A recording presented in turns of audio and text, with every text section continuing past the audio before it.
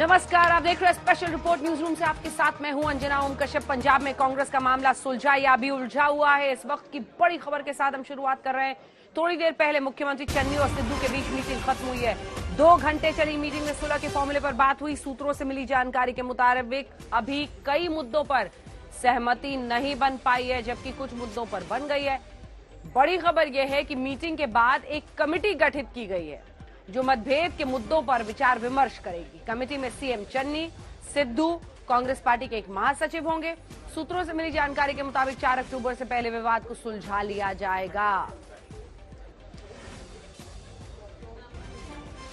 तो क्या निकला मुलाकात से? कमेटी निकली है मुलाकात से। इस मुलाकात के बाद अब यह तय किया गया है कि 3 लोगों की एक कमेटी होगी जो विचार विमर्श करके हर मुश्किल में सुलह निकालने का रास्ता सुझाएगी।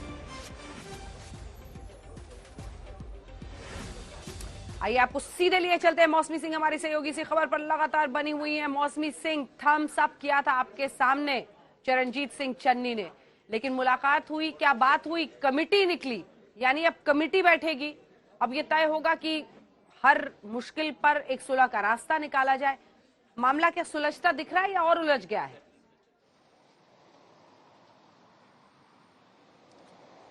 अंजना, महत्वपूर्ण बात यह है कि किस तरह से एक फेस सेवर आप कह लीजिए इसको, क्योंकि डैमेज इतना हो गया था। किसी ब्लैक और व्हाइट सोल्यूशन पे आते तो उससे या तो सीएम की किरकिरी होती, या फिर पार्टी आलाकमान की किरकिरी होती, या फिर नवजोत सिंह सिद्धू की किरकिरी होती। और क्योंकि अहम की लड़ाई है, ईगो क्लैश है, तो बात बनती नहीं। इसीलिए ये समाधान निकाला गया, खोदा पहाड़ निकली चुइया। ये कह लीजिए, या तो वाकई में एक बिल्कुल मास्टर स्ट्रोक कह लीजिए। 4 अक्टूबर को कैबिनेट की बैठक है, ये टाइमलाइन है इस कमेटी की। एक महासचिव इसमें होंगे। ये महत्वपूर्ण बात है कि जिन अफसरों को लेके विवाद चल रहा है, अब नए नाम सुझाए जाएंगे। जिनको लेके विवाद चल रहा है उनकी रिपोर्ट कार्ड मंगाई जाएगी और ये कमेटी इस पर पूरा विचार विमर्श करेगी। हरीश रावत भी शायद कल चंडीगढ़ आएंगे, तो अगले 3-4 दिन तय करेंगे कि पंजाब कांग्रेस की राजनीति की दिशो दशा क्या होगी। धन्यवाद आपका मौसमी सिंह। बनाए रखिए नजर। पंजाब की गतिविधियों पर नजर बनाने के लिए मौसमी सिंह चंडीगढ़ पहुंची हुई हैं। हर पल की खबर वो दे रही हैं। इस बीच एक और बड़ी खबर आज पंजाब से आई। कैप्टन अमरिंदर सिंह ने 2 बड़े ऐलान कर दिए हैं। पहला ऐलान कांग्रेस छोड़ने का, दूसरा ऐलान बीजेपी नहीं ज्वाइन करने का। साफ कर दिया, बीजेपी ज्वाइन नहीं करूंगा। आज पंजाब में बदले सियासी समीकरणों की व्याख्या हम करेंगे।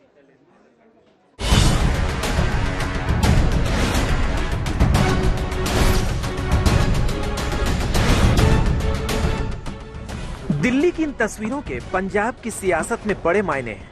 कैप्टन अमरिंदर सिंह बिना कुछ बोले दिल्ली से लौट गए, लेकिन चंडीगढ़ पहुंचते ही कांग्रेस छोड़ने का ऐलान कर दिया। मैंने कह दिया, दोपहर को आपने सुना होगा कि I will be leaving the Congress party.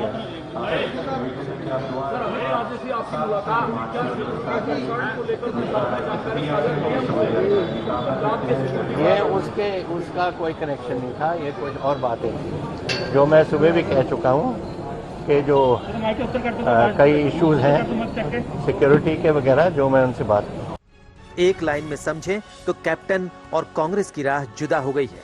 बड़ी बात यह है कि पंजाब में आने वाले दिनों में भी कैप्टन बनाम सिद्धू की जंग जारी रहेगी, ये ऐलान कर दिया। Sidhu is not the right man for Punjab, and अगर वो लड़ेगा, जहां से भी लड़ेगा, मैं उसको नहीं जीतने दूंगा। सिद्धू का काम है पार्टी चलाना, चरणजीत चन्नी का काम है गवर्नमेंट चलाना, और गवर्नमेंट चलाने को इंटरफेरेंस कभी नहीं होती। मैंने अपने टाइम में 2 बार गवर्नमेंट चलाई है, 3 बार मैं पीसीसी प्रेसिडेंट रहा हूँ। एक दूसरे से बात करते हैं, लेकिन फाइनल डिसीजन है चरणजीत चन्नी का, जो चीफ मिनिस्टर है, नॉट सिद्धू। कैप्टन ने साफ कर दिया है कि हाथ को झटक कर अभी वो कमल नहीं खिलाने वाले। कैप्टन कई लोगों के अरमानों पर झाड़ू फेर सकते हैं, सियासी तराजू पर तोल मोल भी कर सकते हैं। यानी पंजाब की सियासत में अलग थलग पड़ने के बाद भी कैप्टन अमरिंदर सिंह अपने लिए नए विकल्प तलाश रहे हैं। कैप्टन साहब, आपने कहा कि आप जो है कांग्रेस से अलग हो जाएंगे, कब आप इस्तीफा जो है वो भेज रहे हैं सोनिया गांधी को? अप्रोप्रिएट टाइम पे बताऊंगा आपको। डोभाल साहब हमारे एमएसए हैं, मैटर्स रिलेटिंग टू सिक्योरिटी हैं जो मैं आपके साथ नहीं शेयर करूंगा, लेकिन मैं 4 साल से देख रहा हूं क्या हो रहा है पंजाब में और उनके साथ शेयर की है। डेली ड्रोन्स आ रही हैं, जो ड्रोन पकड़े जाते हैं ठीक है, जो नहीं पकड़े जाते वो कहाँ जा रहे हैं, क्या काम है उनका, कौन उठा रहा है उनको, ये सारी बातें नेशनल सिक्योरिटी के साथ। क्या नई पार्टी बनाएंगे कैप्टन अमरिंदर सिंह?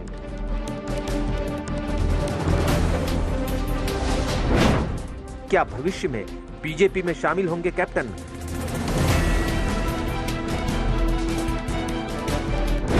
क्या कांग्रेस छोड़कर सियासत से संन्यास लेंगे? आज कैप्टन अमरिंदर सिंह ने ऐलान किया है कि बीजेपी नहीं ज्वाइन करने जा रहे हैं, लेकिन ऐलान से पहले जो तस्वीरें सामने आई दिल्ली दौरे के दौरान कैप्टन अमरिंदर सिंह की मीटिंग की जो डिटेल सामने आई, उससे संकेत यही मिला कि कैप्टन और बीजेपी के बीच कोई सियासी खिचड़ी पक रही है। अगर गृह मंत्री अमित शाह और अमरिंदर सिंह के बीच कोई सियासी डील नहीं हुई तो मुलाकात की वजह क्या थी? आज तक संवाददाता हिमांशु मिश्रा और सतेन चौहान की मीटिंग से जुड़ी कुछ डिटेल्स वाली ये रिपोर्ट जरा देखिए। आपको दिखाते हैं आखिर कैप्टन की निगाहें कहां हैं और निशाना कहां पर है।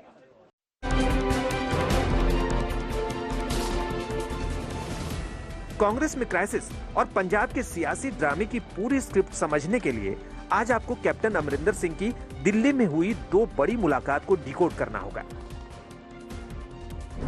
पहली मुलाकात गृह मंत्री अमित शाह के साथ, दूसरी मुलाकात एनएसए अजीत डोभाल के साथ। बीजेपी में कैप्टन अमरिंदर सिंह के जाने की खबरों को इन्हीं मुलाकातों से हवा मिली। आखिर गृह मंत्री अमित शाह और एनएसए अजीत डोभाल से हुई मुलाकात की इनसाइड स्टोरी क्या है, आपको बताते हैं। सूत्रों के मुताबिक गृह मंत्री अमित शाह से 2 मुद्दों पर कैप्टन अमरिंदर सिंह की बात हुई। पहला, नए कृषि कानूनों को लेकर, जिसमें किसान आंदोलन पर लंबी चर्चा हुई। वहीं मीटिंग का दूसरा मुद्दा था बॉर्डर स्टेट पंजाब की इंटरनल सिक्योरिटी का। अगर बात एनएसए अजीत डोभाल से कैप्टन की मुलाकात की करें तो ये मीटिंग भी पंजाब की सिक्योरिटी से जुड़े खुफिया दस्तावेजों और इनपुट को लेकर हुई। सूत्रों के मुताबिक पंजाब की सिक्योरिटी को लेकर कैप्टन अमरिंदर सिंह ने कुछ दस्तावेज एनएसए को सौंपे हैं। ये दस्तावेज नवजोत सिंह सिद्धू से जुड़े हो सकते हैं। गृह मंत्री अमित शाह और राष्ट्रीय सुरक्षा सलाहकार अजीत डोभाल से कैप्टन अमरिंदर सिंह की मुलाकात के बाद ये तो साफ हो गया है कि अब इंटरनल सिक्योरिटी के साथ साथ राष्ट्रीय सुरक्षा के मुद्दों को लेकर कांग्रेस आलाकमान पर हमले किए जाएंगे। लेकिन अब देखना यह है कि इस मुसीबत से कांग्रेस आलाकमान किस तरीके से पार पाती है।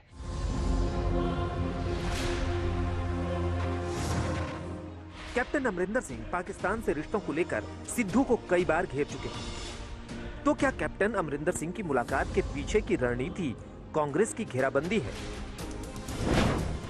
नंबर 1, सिद्धू को मुख्यमंत्री नहीं देखना चाहते। नंबर 2, सिद्धू के पाकिस्तान से रिश्तों पर सवाल। नंबर 3, सिद्धू के खिलाफ कैप्टन के पास सबूत है। अभी कैप्टन अमरिंदर सिंह ने खुलकर कुछ नहीं बोला, लेकिन उनके पास क्या विकल्प हैं, हम आपको बताते हैं। विकल्प नंबर 1, नई पार्टी का ऐलान करेंगे। लेकिन नई पार्टी बनाने के लिए कैप्टन अमरिंदर सिंह को कई चुनौतियों का सामना करना पड़ेगा। पहली चुनौती उनकी उम्र है। दूसरी चुनौती पंजाब की सियासत में सबसे बड़ा चेहरा नहीं। तीसरी चुनौती पूरे प्रदेश में कांग्रेस से अलग अपना कैडर नहीं है। चौथी चुनौती कांग्रेस से अलग अपनी सियासी पहचान नहीं। पांचवी चुनौती जनाधार वाले नेता नहीं है। कांग्रेस के अंदर भी कैप्टन की स्वीकार्यता नहीं है। कोई भी एमएलए या मंत्री सपोर्ट में नहीं आया। सपोर्ट में आता तो पंजाब कांग्रेस टूट नहीं जाती।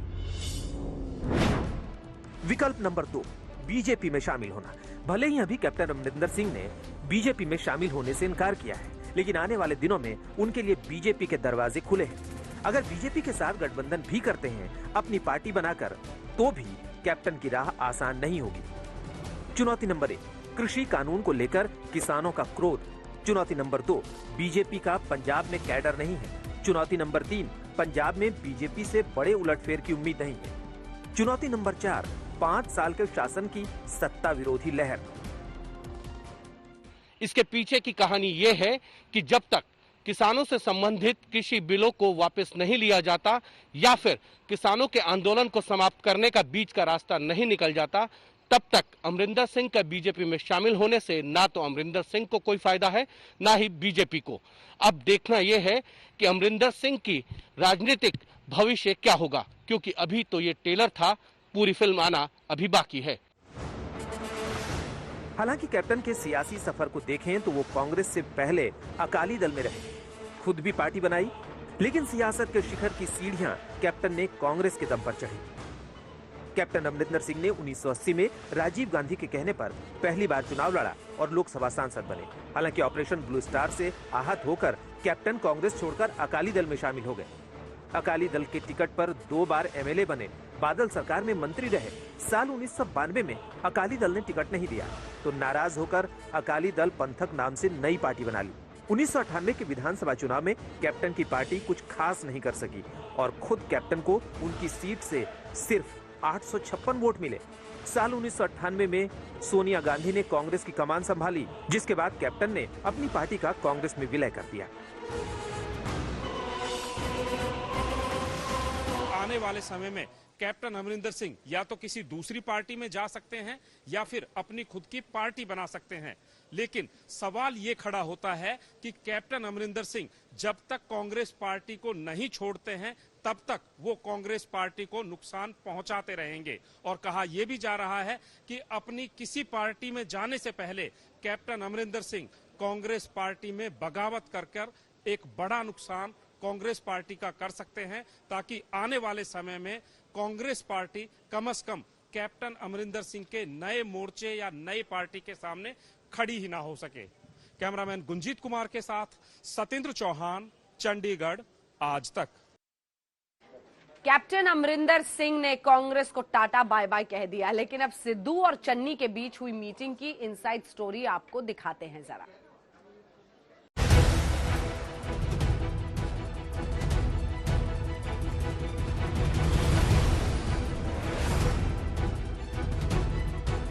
आज पंजाब से कांग्रेस के लिए राहत की खबर आई। 2 दिन पहले कांग्रेस प्रदेश अध्यक्ष नवजोत सिंह सिद्धू ने इस्तीफा देकर सबको चौंका दिया था। आज मुख्यमंत्री के बुलावे पर सिद्धू बातचीत के लिए चंडीगढ़ के पंजाब भवन पहुंचे। मुख्यमंत्री चरणजीत सिंह चन्नी और नवजोत सिंह सिद्धू के बीच 2 घंटे तक बात हुई। अंदर से खबर यही आई है कि सिद्धू मान गए हैं। मामले की पेचीदगी को देखते हुए पार्टी आलाकमान भी हस्तक्षेप करते हुए नहीं दिखना चाहता था, इसलिए जिम्मेदारी पंजाब के मुख्यमंत्री को दी गई। फिर क्या था, 48 घंटे की नाराजगी 2 घंटे की मुलाकात में दूर की गई।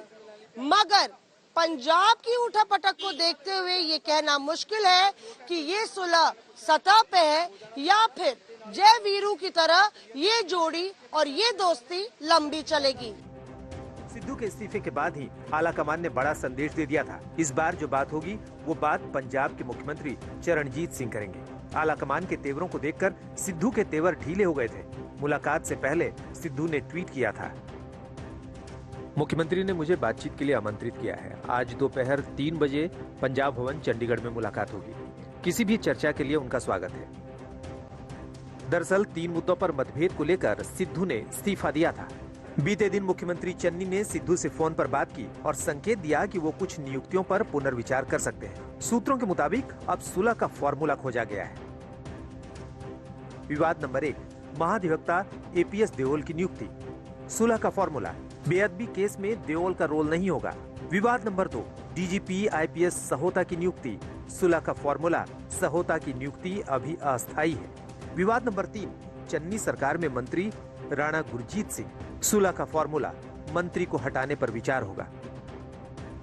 ये तीनों टॉप मुद्दे थे जिसके चलते सिद्धू ने इस्तीफा दिया था, लेकिन अब सुलह करीब करीब हो गई है, यानी सिद्धू पंजाब के कांग्रेस प्रदेश अध्यक्ष बने रहेंगे।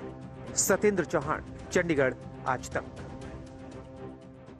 पंजाब में एक और सियासी खेल चल रहा है। आज दिल्ली के मुख्यमंत्री अरविंद केजरीवाल लुधियाना में थे। आज केजरीवाल ने पंजाब की पॉलिटिक्स में नया दांव चला, दांव मुफ्त इलाज का। क्या चुनाव में मुफ्त बिजली और मुफ्त इलाज का चुनावी वादा आम आदमी पार्टी को जीत दिला पाएगा? देखिए।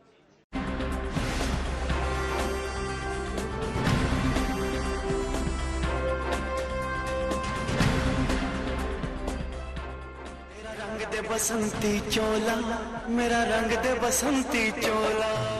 आज राष्ट्रभक्ति के तराने पर अरविंद केजरीवाल ने पंजाब में अपने चुनावी अभियान की प्रस्तावना पढ़कर सुनाई।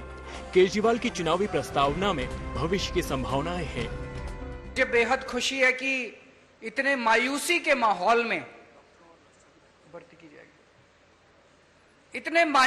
माहौल में जब इतनी राजनीतिक अस्थिरता है, एक आशा की किरण आम आदमी पार्टी के रूप में दिखाई देती है कि कम से कम एक तो पार्टी है जो पंजाब के लोगों की सोच रही है। पंजाब के लोगों से अपनी आकांक्षाएं हैं। सारा होमवर्क करके लाता हूं, इसमें मैं और भी बड़ी बड़ी चीजें कर सकता था। मैं वही चीजें लिख के लाया हूं जो मैंने दिल्ली में करके दिखाई हैं। अब पंजाब में और ज्यादा करेंगे तो दिल्ली वालों को जाके कहेंगे पंजाब में कर दिया, अब दिल्ली में भी करेंगे। तो वहीं विरोधियों की चाल और चरित्र को लेकर नई नई आशंकाएं हैं। इन लोगों ने सरकार का तमाशा बना दिया है। सत्ता की गंदी लड़ाई चल रही है।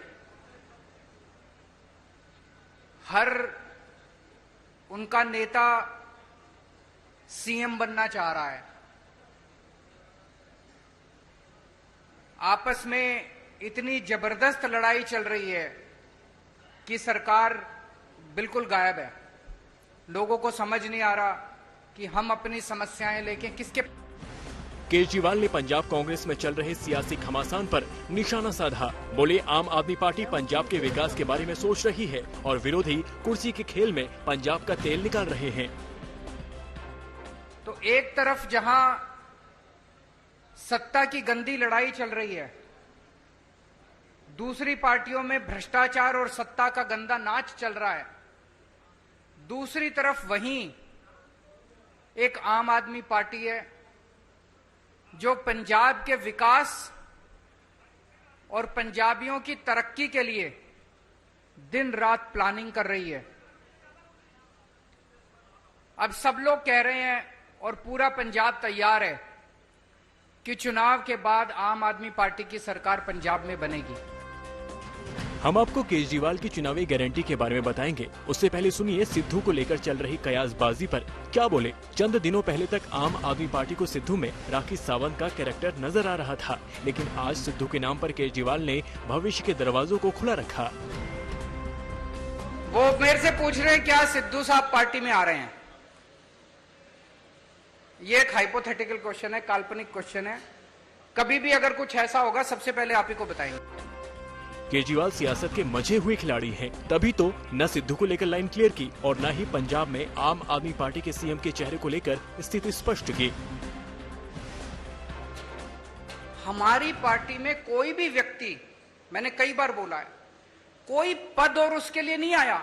सब लोग समाज के लिए और देश के लिए आए हैं। समय आने पे मैंने बार बार बोला है, आपको अच्छा सीएम देंगे, अच्छा फेस देंगे, कोई भी हो सकता है वो।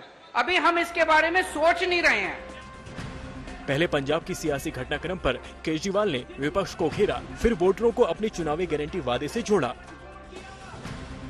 केजरीवाल ने पंजाब के लोगों को बड़ा भरोसा दिया। कहा, पंजाब में हर परिवार को इलाज की चिंता नहीं करनी होगी। जैसे ही पंजाब में आम आदमी पार्टी की सरकार बनेगी, केजरीवाल की 6 गारंटी लागू हो जाएंगी। तो सुना आपने अरविंद केजरीवाल को। अरविंद केजरीवाल पंजाब चुनाव में अपनी जीत का दावा कर रहे हैं। उन्होंने सिद्धू पर कुछ नहीं बोला। वहीं दिल्ली में कांग्रेस पार्टी के सीनियर नेता अपनी ही पार्टी पर सवाल खड़े करें। आखिर देश की सबसे पुरानी पार्टी का संकट खत्म होने का नाम क्यों नहीं ले रहा? बारी बारी से क्यों नेता छोड़ रहे हैं पार्टी? देखिए।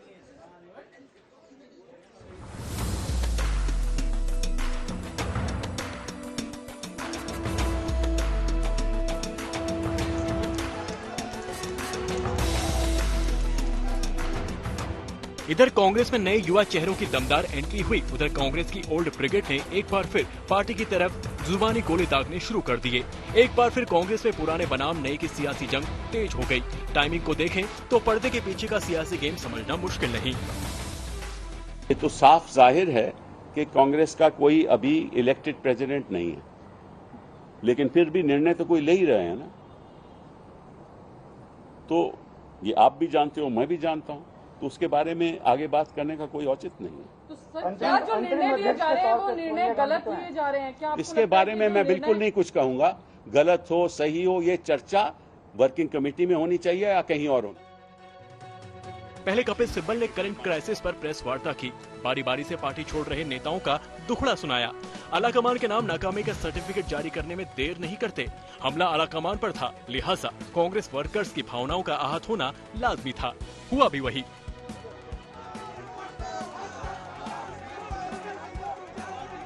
सिब्बल के बयान पर जब कांग्रेस वर्कर सवाल पूछते हुए प्रदर्शन करते हैं तो G23 ग्रुप सिद्धांतों और संस्कारों की किताब निंदा करने पहुंच गए।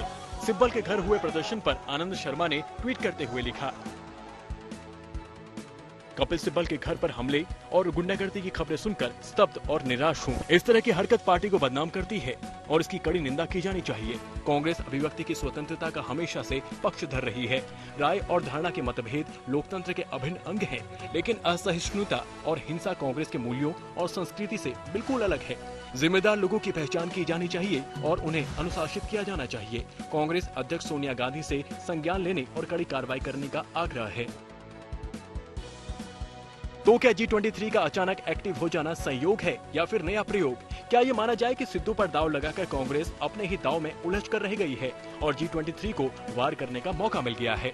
या फिर कन्हैया कुमार और जिग्नेश मेवानी जैसे नए चेहरों की कांग्रेस में एंट्री से नई संभावनाओं के द्वार खोल दिए? वही संभावनाएं जिसमें नए चेहरों के हाशिए पर खड़ी देश की सबसे पुरानी पार्टी में नई जान फूंकने का मादा है। के मूल्य निहित हैं, और जब भगत सिंह कहते हैं कि आप व्यक्ति को कुचल सकते हैं, विचारों को नहीं, आप बम और पिस्तौल से कभी इनकलाब नहीं ला सकते हैं। उस साहस की जरूरत है हमको। मुझे नहीं लगता है, मेरे बहुत सारे राजनीतिक दोस्तों को यह लगता है। मुझे लगता है कि यह देश 47 से पहले वाली स्थिति में चली गई है, लेकिन जिनको लड़ना है उनके पॉलिटिकल इमेजिनेशन में आज भी हर कोई अपना अपना शोरूम बचाने के चक्कर में है। रे भाई, मॉल में आग लग गया है, दुकान बचाओगे? बीते 7 सालों में एक दो नहीं बल्कि कांग्रेस के 177 सांसदों विधायकों ने पार्टी छोड़ी, लेकिन कांग्रेस आज भी विपक्ष का सबसे बड़ा चेहरा है। याद करिए, 2019 में मिली चुनावी हार के बाद राहुल गांधी ने कई कांग्रेस दिग्गजों की वर्किंग स्टाइल को लेकर सवाल उठाए थे। कांग्रेस अध्यक्ष पद से इस्तीफा देते वक्त उन्होंने बड़े नेताओं के प्रति अपनी चिढ़ खुलकर जाहिर की थी। उस वक्त राहुल गांधी ने पी चिदम्बरम, अशोक गहलोत, कमलनाथ, दिग्विजय सिंह का नाम लेकर कहा था कि वो पेटों को आगे बढ़ाने में लगे रहे और प्रधानमंत्री मोदी के खिलाफ लड़ाई में वो अकेले हैं। राहुल ने इशारा कर दिया था कि भावी कांग्रेस नेताओं में वो क्या तलाश रहे हैं। बीजेपी की मशीनरी को सीधी चुनौती देने के लिए उन्हें कैसे चेहरे चाहिए, अपनी इस तलाश में वो बाहर से प्रतिभाएं आयात करने को भी तैयार हैं। नाना पटोले को पार्टी में बीजेपी से आने के 3 साल के अंदर ही महाराष्ट्र कांग्रेस का अध्यक्ष बना दिया। संदेश साफ है कि कांग्रेस में ओहदा परफॉर्मेंस बेस हो। इसी कड़ी में कन्हैया कुमार और जिग्नेश मेवानी नए नाम हैं। बड़ी खबर इस वक्त स्पेशल रिपोर्ट में आ रही है, जिसके साथ हम बुलेटिन की शुरुआत कर रहे हैं। इस वक्त मुंबई से, महाराष्ट्र से आती हुई बड़ी खबर, परमबीर सिंह के गायब होने पर सख्त है महाराष्ट्र सरकार। पूर्व पुलिस कमिश्नर के खिलाफ कार्रवाई होगी। अभी तक की जानकारी यही है कि परमबीर सिंह की तलाश जारी है। ये दिलीप पाटिल की तरफ से बयान आया है। विवेक हमारे सहयोगी इसी खबर पर जुड़ रहे हैं। परमबीर सिंह के विदेश भागने का शक दिलीप पाटिल ने जाहिर किया है। इसको किस तरह से देखें? कितने दिनों से उनको तलाशने की कोशिश हो रही है और जाहिर तौर पर अब सरकार इसको लेकर सख्त हो रही है। जी, आपको बता दें कि 29 अगस्त को परमबीर सिंह जो कि छुट्टी पर गए थे, तब से उनका कोई भी संपर्क महाराष्ट्र सरकार से नहीं हुआ। और उसके बाद चांदीवाल कमीशन जो है, जो बिठाई गई है महाराष्ट्र सरकार द्वारा, उन्होंने भी बेलेबल वारंट परमबीर सिंह के नाम पर निकाला था और वो भी सर्व करने के लिए सीआईडी के अफसर चंडीगढ़ गए हुए थे, पर वहां पर वो परमबीर सिंह को नहीं ढूंढ पाए। और उसके बाद अब जाकर ये पता चल रहा है, ये अंदेशा जताया जा रहा है कि क्या परमबीर सिंह देश छोड़कर चले गए हैं, ऐसा शक जताया जा रहा है। इसी पर जो महाराष्ट्र के होम मिनिस्टर हैं, गृह मंत्री हैं दिलीप वलसे पाटिल, उनका ये कहना है कि अगर परमबीर सिंह बिना परमिशन के देश के बाहर गए हैं तो ये गलत बात है। उन पर कड़ी कार्रवाई की जाएगी, इस पर एक्शन लिया जाएगा और इसके तहत जो भी कानूनी कार्रवाई होगी वो भी उनके ऊपर की जाएगी। उन पर इन्वेस्टिगेशन चल रही है और उस दौरान वो बिना परमिशन लिए, बिना इन्फॉर्म किए अगर देश के बाहर गए हैं तो उन पर कड़ी एक्शन ली जाएगी और डिपार्टमेंटल इंक्वायरी भी चलाई जाएगी उनके खिलाफ। दिवेश, हम आएंगे इस खबर पर, लगातार हम बने हुए हैं, जल्दी से आपको सुनाते हैं क्या कहा है महाराष्ट्र के गृह मंत्री ने। खबर बड़ी होती चली जा रही है, पूर्व कमिश्नर मुंबई के, उनका अभी पता ठिकाना नहीं चल रहा है, उनको तलाश रही है और वहां की राज्य सरकार इस पर सख्त हो रही है। गृह मंत्री क्या कह रहे हैं महाराष्ट्र के, सुनिए।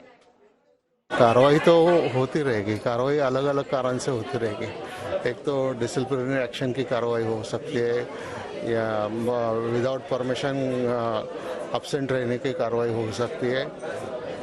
अभी वो कार्रवाई इतना इम्पोर्टेंट नहीं है, उनका इधर आना ये इम्पोर्टेंट है। और उन्होंने जो यहाँ पे जो प्रश्न खड़े किए हैं, वो प्रश्न का हिसाब उनसे लेना जरूरी है। तो इस खबर पर रहेगी हमारी नजर। परमबीर सिंह के गायब होने पर सख्त है महाराष्ट्र सरकार।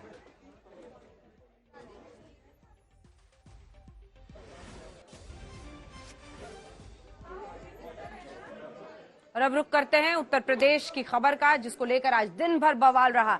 मनीष गुप्ता का अंतिम संस्कार मौत के 53 घंटे बाद आज सुबह 4 बजे के आसपास किया गया। जी हां, सवाल यही उठ रहा है कि आखिर इंसाफ दिलाने के लिए जिस तरह से परिवार तड़पा है वो अपने आप में दुखदाई है। सवाल यह है कि मनीष गुप्ता की गोरखपुर के होटल में 6 पुलिस वालों ने पीट कर जान आखिर क्यों ले ली। मनीष गुप्ता की पोस्टमार्टम रिपोर्ट भी रोंगटे खड़े करने वाली, जो बता रही है कि पुलिस वालों ने मनीष गुप्ता के साथ बर्बरता की है। फिर भी यूपी पुलिस के आला अफसर इन 6 पुलिस वालों को बचाने के लिए पूरी जुगत लगा रहे हैं, हथकंडे तमाम आजमा रहे हैं।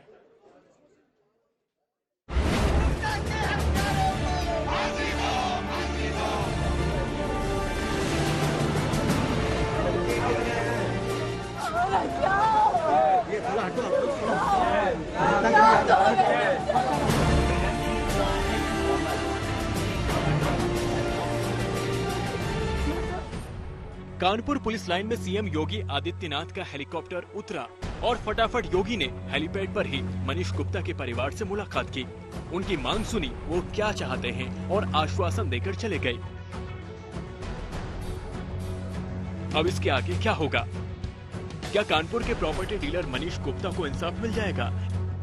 क्या मनीष गुप्ता के हत्यारे पुलिस वालों को कड़ी से कड़ी सजा मिल जाएगी? क्या योगी राज में गुंडागर्दी करने वाली यूपी पुलिस सुधर जाएगी? गोरखपुर के होटल में मनीष गुप्ता को यूपी पुलिस ने क्यों पीट कर मार डाला? क्या यूपी पुलिस अपना गुनाह कबूल कर लेगी? ये तमाम सवाल इसलिए हैं क्योंकि आज तीसरा दिन है। 27 सितंबर को मनीष गुप्ता के साथ गोरखपुर के होटल कृष्णा पैलेस में मार पिटाई की गई। 6 पुलिस वाले मनीष गुप्ता को इतना मारते हैं कि मनीष गुप्ता की मौत हो जाती है। उसके बाद 53 घंटे तक मनीष गुप्ता का शव लेकर परिवार इंसाफ की जिद लिए बैठा रहता है।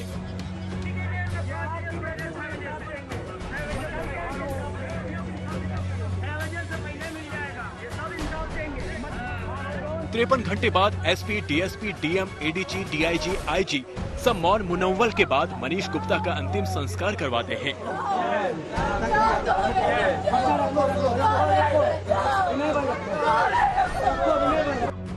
लेकिन 53 घंटे में मनीष गुप्ता केस में क्या हुआ? गोरखपुर से लेकर कानपुर तक केस की पूरी डिटेल क्या है? क्यों पति के शव को लेकर मनीष गुप्ता की पत्नी बैठी रही? 27 सितंबर की रात गोरखपुर के होटल कृष्णा में क्या हुआ था? उन 6 पुलिस वालों का क्या हुआ जिन्होंने मनीष गुप्ता को पीटा? आज हम आपको 27 सितंबर की रात गोरखपुर के होटल कृष्णा पैलेस के कमरा नंबर 512 की इनसाइड स्टोरी दिखाएंगे। आखिर क्यों मनीष गुप्ता के कमरे में 6 पुलिस वाले घुसे और कैसे मनीष गुप्ता की कथित हत्या हुई? वो मनीष गुप्ता जिसका एक 4 साल का बेटा है, वो मनीष गुप्ता जो अपने परिवार का इकलौता बेटा था, आखिर मनीष गुप्ता को क्यों मार दिया गया? ये नॉर्मल घटना नहीं है, उसको वो बहुत लाइट नहीं ले सकते हैं। एक पुलिसकर्मी, 6 पुलिस कर्मियों ने एक निर्दोष की हत्या करी है और वो निर्दोष भी एक ऐसा है जिसके घर पे कोई नहीं है उसके अलावा। तो मुझे नहीं लगता है सीएम महोदय इसको बहुत हल्के में लेंगे। इस पूरे केस में गोरखपुर पुलिस का रवैया क्यों सवालों के घेरे में आया? सबसे पहले आपको वो दिखाते हैं। मनीष गुप्ता की मौत के कुछ ही घंटे बाद कानपुर के एसएसपी विपिन ताड़ा ने इसे एक दुर्घटना बता दिया। और तो और पुलिस का एक वीडियो जो सामने आया है वो भी यूपी पुलिस पर किसी कलंक से कम नहीं है। एक मासूम 4 साल के बच्चे की मां और पति की मौत पर इंसाफ मांगती है। पत्नी के साथ कैसे डीएम और एसएसपी मिलकर सौदेबाजी कर रहे हैं। निष्पक्ष जांच करिएगा, इसके लिए मैं और कप्तान साहब स्वयं निगरानी करेंगे, ये मैं आपको आश्वस्त करता हूं। मेरी बात इसमें रख लीजिए, मेरा अनुरोध मान लीजिए, मैं आपको एक बड़े भाई के कानून जो है उस पर आपको विश्वास और हमें भी, ठीक है, हम दोनों लोग मानते हैं। ये अनुरोध करूंगा कि विश्वास को आप मैं भी विश्वास रखता हूँ कि एक बार मुकदमा होने के बाद आपको अंदाजा नहीं है, मुझे पता नहीं कि आपको प्रक्रिया पता नहीं, सालों तक कोर्ट में ये है कि उनका पहले से तो कोई झगड़ा था नहीं, वो गए थे वर्दी पहन के गए, अगर बताया ना कि क्यों हुआ है, तो मैंने आपको दिया, इसीलिए हम आपकी बात सुबह से सुन रहे हैं। मैडम ने मुझे कहा कि आप निलंबित कर दीजिए, मैंने कर दिया, और तब तक बहाल नहीं होंगे जब तक उनको क्लीन चिट न मिल जाए। नौकरी में मुझे नौकरी उनकी नहीं चाहिए भैया, मुझे उनको पूरी तरीके से नौकरी से हटाइए। मुझे या तो मुझे जान के बदले जान चाहिए, आप साफ सीधे समझिए।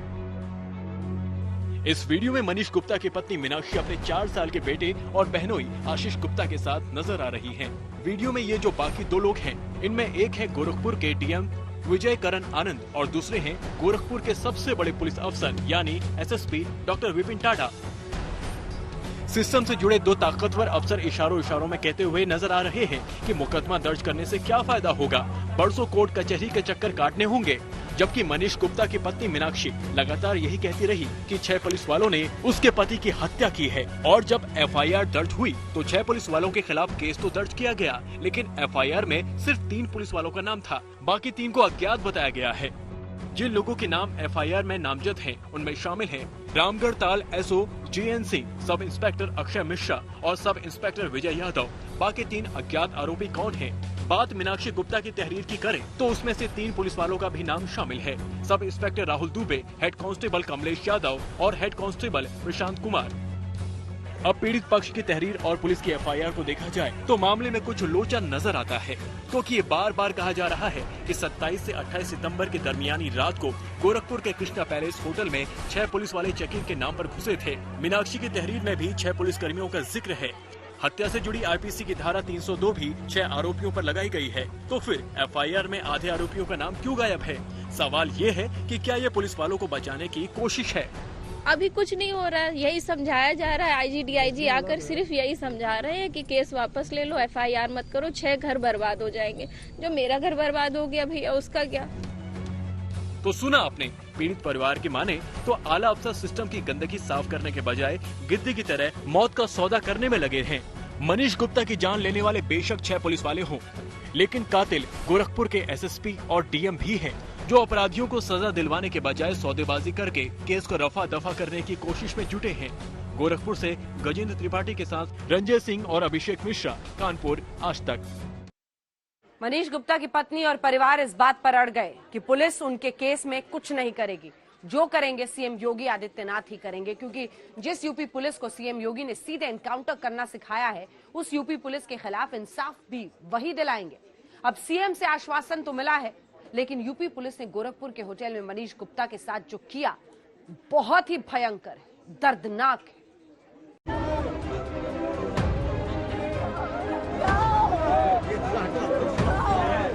बड़ी बात यह है कि प्रॉपर्टी डीलर मनीष गुप्ता को कहीं और नहीं बल्कि यूपी के मुख्यमंत्री योगी आदित्यनाथ की कर्म भूमि गोरखपुर में 6 पुलिस वाले मौत के मुंह में पहुंचा देते हैं, और इसलिए मनीष गुप्ता केस में सियासत हावी हो रही है। उत्तर प्रदेश में भारतीय जनता पार्टी की सरकार में मुख्यमंत्री योगी नाथ इनके कार्यकाल में पुलिस रक्षा नहीं कर रही है, पुलिस लोगों की जान ले रही है। 27 सितंबर गोरखपुर का होटल कृष्णा पैलेस। 27 सितंबर को मनीष गुप्ता कानपुर से गोरखपुर आते हैं। अपने दोस्तों, बिजनेस पार्टनर प्रदीप चौहान और हरदीप सिंह के साथ तीनों गोरखपुर के रामगढ़ ताल इलाके में होटल कृष्णा पैलेस में रुकते हैं। तीनों दोस्त एक ही कमरे में रुके थे, कमरा नंबर 512। शाम को कुछ बिजनेस मीटिंग के बाद तीनों दोस्त रात का खाना खाकर सो जाते हैं। अब तक सब कुछ ठीक था। रात 12:30 बजे गोरखपुर का होटल कृष्णा पैलेस। तीनों दोस्त गहरी नींद में थे। रात के करीब 12:30 बजे थे और तभी उनके कमरे की घंटी बजती है। हरदीप सिंह दरवाजा खोलते हैं। सामने वर्दीधारी 6 पुलिस वाले खड़े थे। इससे पहले कि हरदीप कुछ पूछ पाते, सभी 6 पुलिस वाले कमरे में दाखिल हो जाते हैं। मनीष गुप्ता और प्रदीप अब भी बेड पर सो रहे थे। इन 6 पुलिस वालों में से एक रामगढ़ ताल थाने का SHO JN सिंह भी था। वह हरदीप सिंह को कहता है कि उसे सूचना मिली है कि होटल में कुछ संदिग्ध लोग रुके हैं, लिहाजा तलाशी लेने आए हैं। शोर सुनकर अब तक मनीष और प्रदीप भी जाग चुके थे। पुलिस सभी से ID मांगती है। तीनों अपनी ID दे देते हैं। इसके बाद इनके सामान की तलाशी ली जाती है। वक्त काफी लग रहा था। नींद के झोंकों में अचानक मनीष पुलिस वालों से पूछ बैठते हैं, आखिर मामला क्या है? इतनी रात को वो उनके कमरे में क्या कर रहे हैं?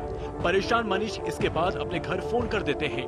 फोन अपने भतीजे दुर्गेश गुप्ता को किया था। ये बातचीत फोन में रिकॉर्ड हो गई, इसलिए पहले मनीष गुप्ता की वो आखिरी बात सुनिए जो उसने उस वक्त की जब गोरखपुर पुलिस उसके कमरे में मौजूद थी। और ये लोग आपके क्या कर रहे हैं? ये लोग हम लोग सो रहे थे, अचानक से में आए हैं और सारी चीजें चालू है। फोन रखने के बाद मनीष फिर से पुलिस वालों से पूछते हैं कि आखिर इतनी रात उन लोगों को क्यों तंग किया जा रहा है। साथ ही वो ये भी कहते हैं कि क्या हम लोग आतंकवादी हैं। मनीष के दोस्त हरदीप सिंह की माने तो मनीष के इतना कहते ही पुलिस वाले भड़क गए। मनीष के इतना भर कहने के बाद अचानक SHO और उनके साथी मनीष की पिटाई शुरू कर देते हैं। पहले हाथों से, फिर राइफल के बट से पूरी तरह से पिटाई से मनीष लहूलुहान हो जाते हैं। कमरे के फर्श पर खून फैल चुका था। मेरे हस्बैंड का खून हुआ है, एक पुलिस वाले ने किया है। प्लीज न्याय दिला दीजिए। आप देखिए बाकी सारी क्लिप, कहीं खून नहीं है, वो खून से लथपथ थे। 2 दोस्तों ने भी बताया यहीं पे खून भरा हुआ था। होटल वालों ने सब साफ करवा दिया। प्लीज मदद करिए, मेरे पति को न्याय दिलाइए। पिटाई के बाद जब पुलिस वालों का जी नहीं भरा तो वो मनीष को घसीटते हुए कमरे से बाहर ले गए। फिर उसे गाड़ी में डालकर सीधे अस्पताल ले गए, क्योंकि पुलिस वालों को भी एहसास हो चुका था कि मनीष की हालत बिगड़ रही है। और फिर अस्पताल जाने के कुछ ही देर बाद मनीष ने दम तोड़ दिया। अब मनीष की मौत की खबर गोरखपुर से कानपुर तक पहुंची। परिवार दौड़ दौड़ कर गोरखपुर आया।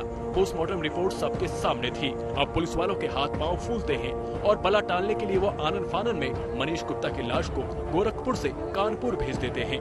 और परिवार वालों की माने तो सबूत मिटाने की कोशिश भी होती है। गोरखपुर से गजेंद्र त्रिपाठी के साथ रंजय सिंह और अभिषेक मिश्रा, कानपुर, आज तक। अखिलेश यादव और उनकी पार्टी के तमाम नेता, कांग्रेस की महासचिव Priyanka Gandhi, BSP supremo Mayawati, UP की सियासत के ये सभी दिग्गज मनीष गुप्ता की मौत पर योगी सरकार को घेरने एक साथ उतर पड़े। अखिलेश यादव पीड़ित परिवार के घर पहुंचे, प्रियंका गांधी ने फोन पर बात की और मायावती ने ट्वीट किया। और इसके बाद योगी आदित्यनाथ भी कानपुर में पीड़ित परिवार से मिलने पहुंच गए।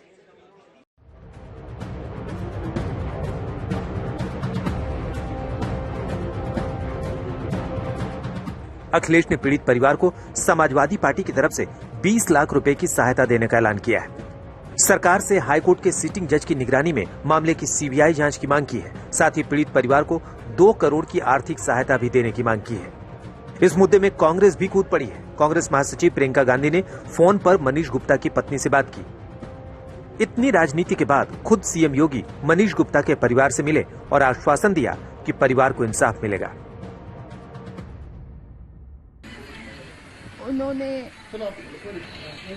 उन्होंने मुझे पूरा आश्वासन दिया है, वो मुझे नौकरी भी देंगे, बच्चे के लिए कुछ योगदान भी करेंगे। साथ में अपनी ही ओर से उन्होंने मेरे केस को बहुत